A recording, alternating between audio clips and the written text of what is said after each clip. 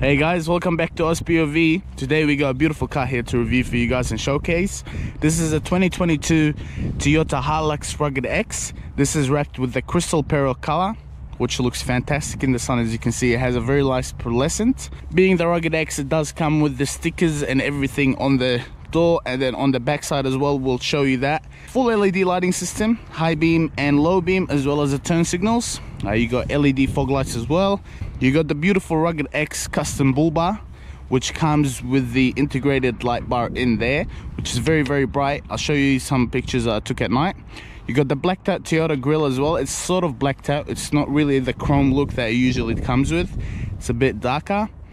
This has integrated radar for the active cruise control. Yeah, blacked out grille again. You know, you got this hood sort of bonnet cover over here. As I said, Rugged X logo. You got that surround plastic sort of wheel arch extension outside, making it a bit thicker and a bit rougher. This goes around the car as well. You got the original Toyota snorkel, blacked out door mirrors with turn signals, LEDs as well. You got the blacked out door handles with the smart lock and unlock feature. You got some steps here, which is, I reckon, not very useful.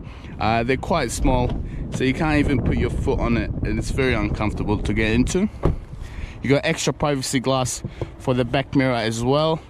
You got these blacked out sun visors, but I think they're quite an obstruction of your view while you're driving. It gives a bit more obstruction because it's very, very darked out. The wheel arch continues with the Rugged X stickers. The back is not very different to the normal Hilux. You got the Toyota name sticked on there, the Hilux badge with just chrome, which is really interesting. Everything else blacked out but the Hilux badge. You got the Rugged X logo as well. LEDs for the backlights. Very attractive design in my opinion. LED reverse lights as well. It's very, very bright at night, and it's easy to see where you're reversing to, but the turn signals are normal bolts. So this comes with the lid, the hard lid for the tub. This opens up good, but this is quite heavy. There's no gas struts or anything on it. So yeah, otherwise it's all good. I'll show you guys. I'll put in the dimensions up for you right now for the tub. As you can see,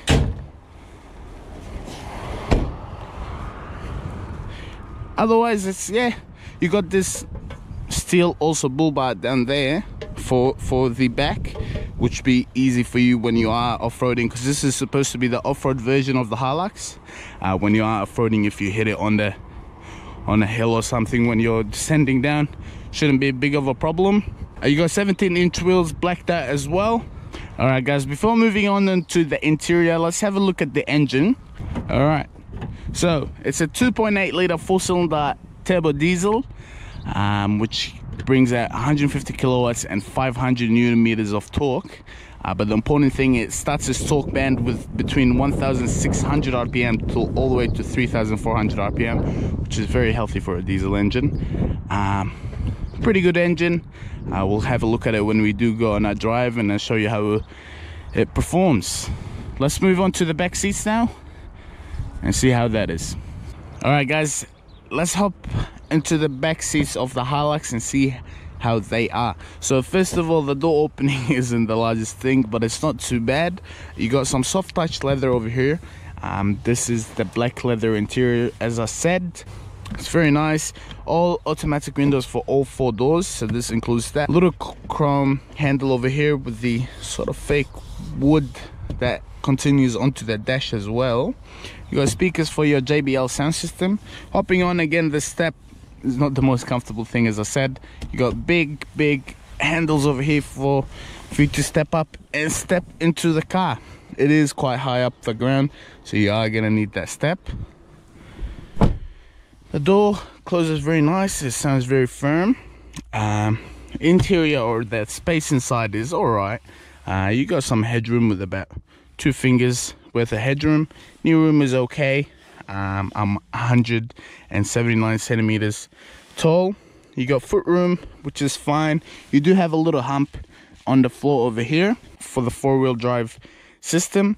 You got climate control vents that come all the way down to the back. No connectivity ports, which I would have loved to see. The only connectivity port I see is that USB over there and the 2 sockets. We'll talk about them in a little bit.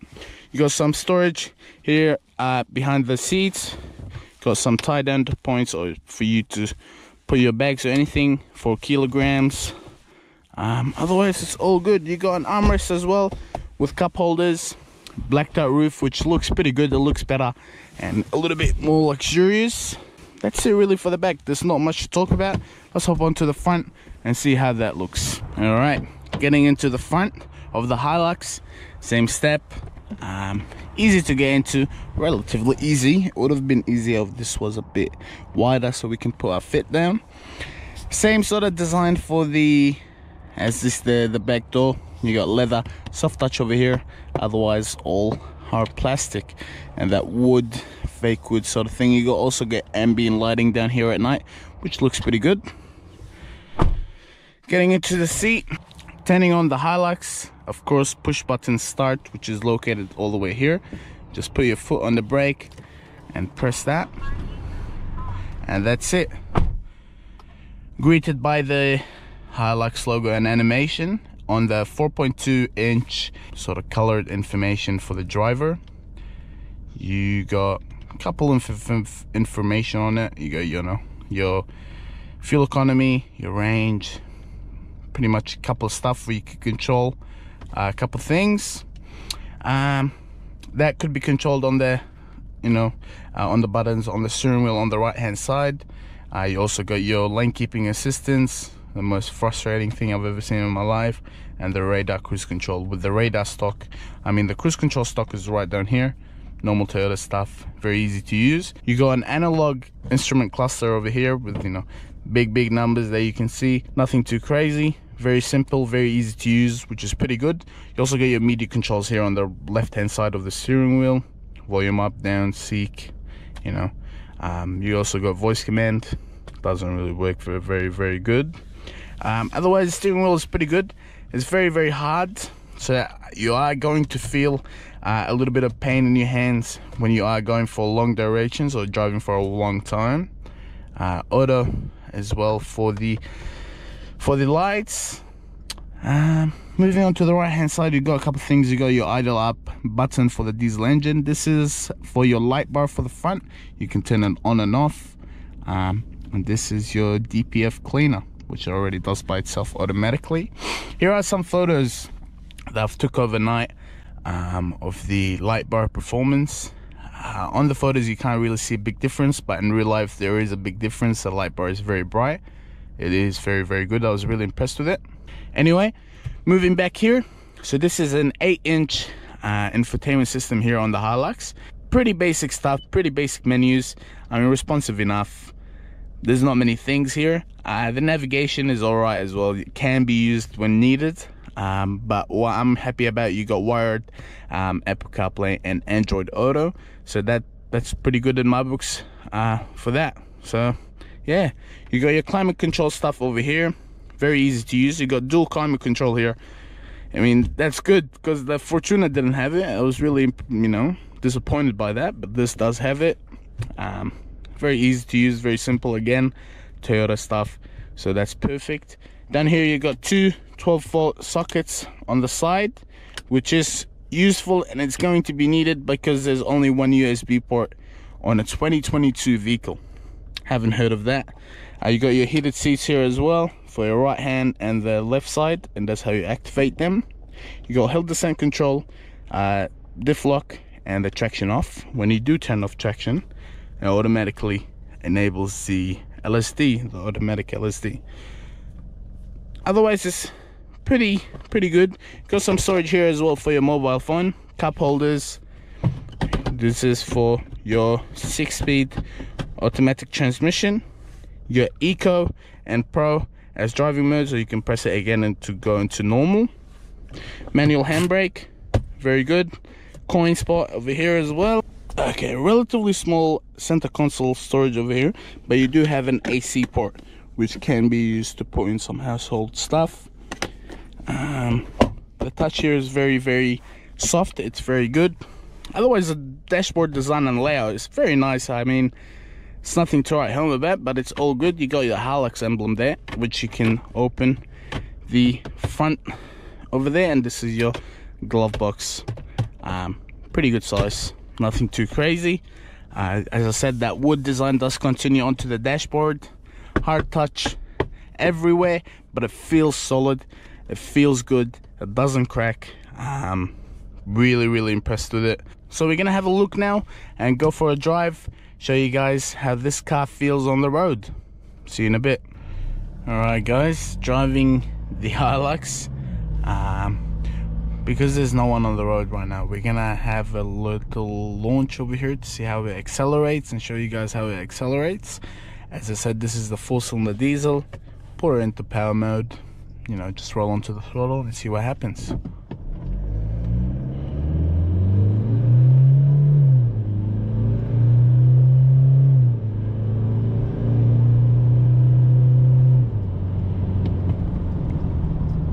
Nothing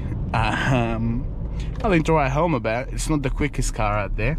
It's only 150 kilowatts of power, but that torque is present, and you can feel the car sort of pushing itself, especially the lower gears and the lower RPM. As soon as it hits that 4,000 RPM where it's shifting, there's not much power left. But otherwise, it's very good. As I said, it starts at 1,600 RPM, the 500 Newton-meters of torque. You don't have to hustle it too much to get it to move, but it is pretty good otherwise.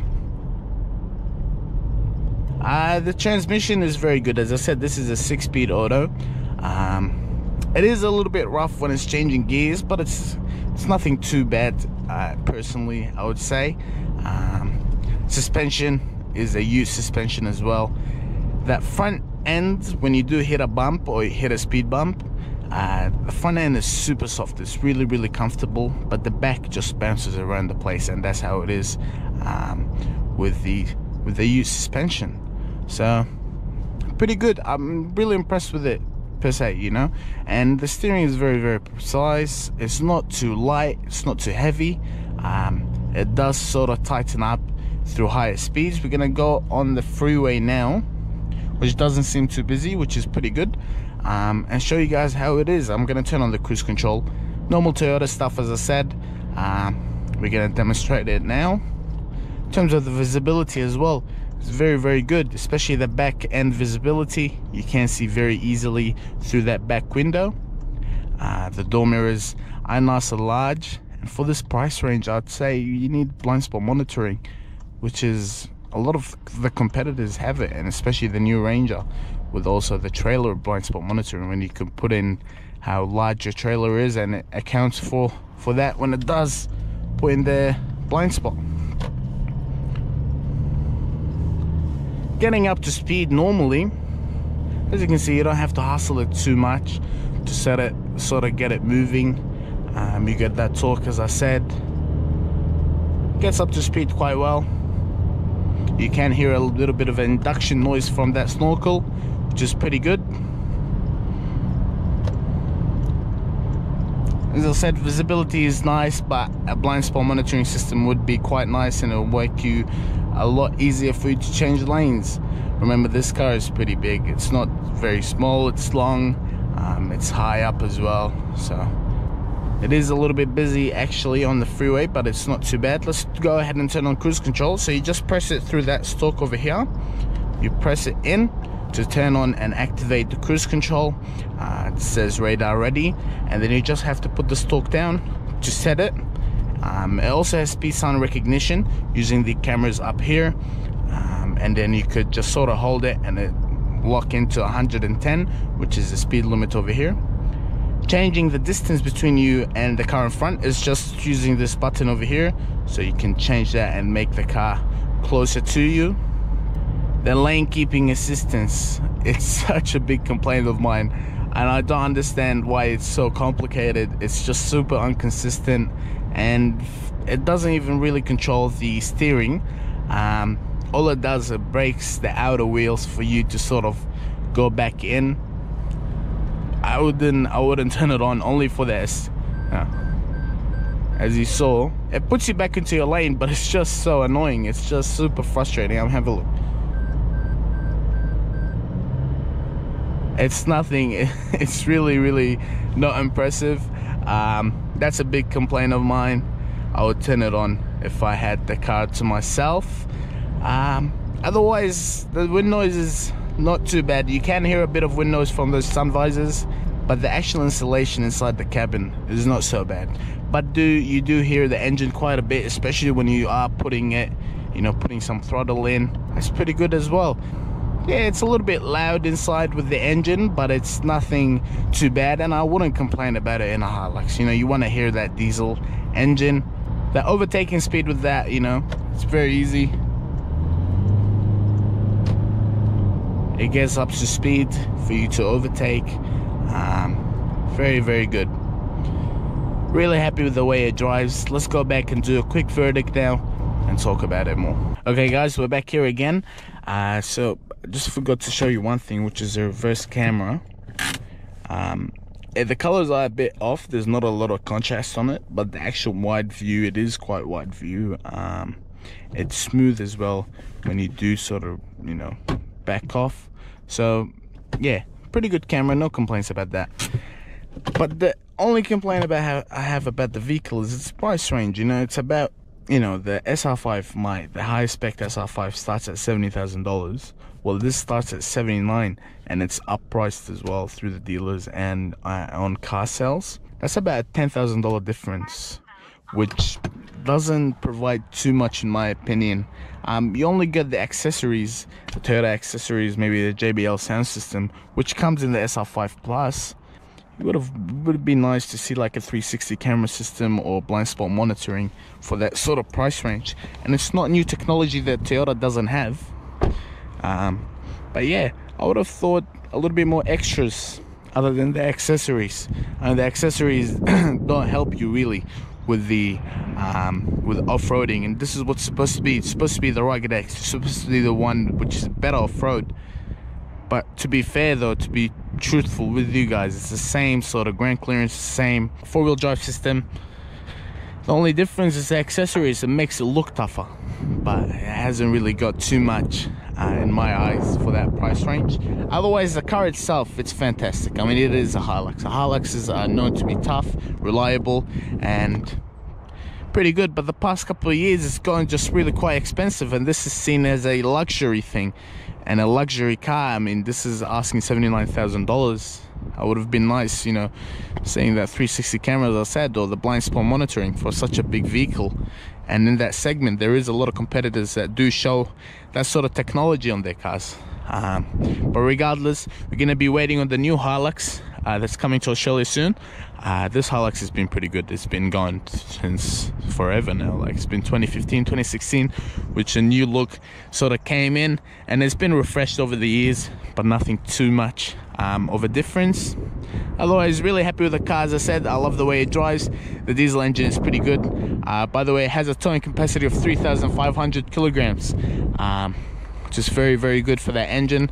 I don't think it's going to be very comfortable doing that, but Toyota says that it can do that, so we'll have to trust it there. Anyways, thank you so much for watching this. Please do give us some feedback on the videos. This is sort of comparison between the Fortuna and this that we did post not long ago. It is really the same car, but there's a bit of difference. Of course, it's a Ute. That's pretty much it from me here. Thank you very much again. See you guys in next week with a new video.